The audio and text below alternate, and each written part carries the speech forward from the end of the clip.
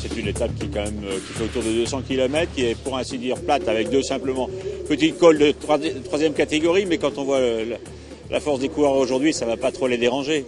Qu'est-ce qu'on peut attendre encore, ce qui s'est passé hier et les jours d'avant, où il y a toujours eu des échappés qui sont partis, et on s'aperçoit que les costauds sur lesquels on comptait un petit peu dans cette étape qui arrive à Colmar fassent un numéro, ça n'a pas été le cas. Ils se sont regardés, donc on attendra maintenant Verbier. Je pense que là, quand même, il devrait s'exprimer, autrement on commencera à être triste, vraiment triste.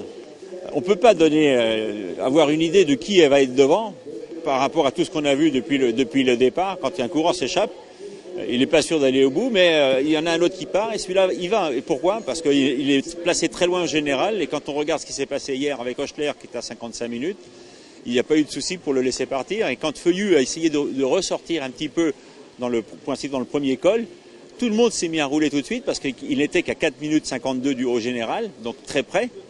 Et s'il a réussi à sortir sur la fin, c'est vraiment à la force des mollets. Et je pense qu'ils l'ont laissé un petit peu faire. Mais pour nous, c'est un bel espoir de nouveaux coureurs qui arrivent.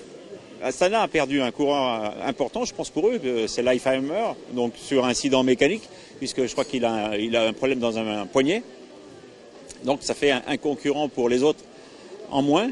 C'est un coureur quand même qui avait une très bonne valeur, qui aurait pu être soit un équipier, soit un leader. Et là, ça change peut-être beaucoup leur plan. Et quand j'ai regardé hier le passage sur la ligne, il manquait quand même quelques coureurs d'Astana pour être des équipiers dans la haute montagne.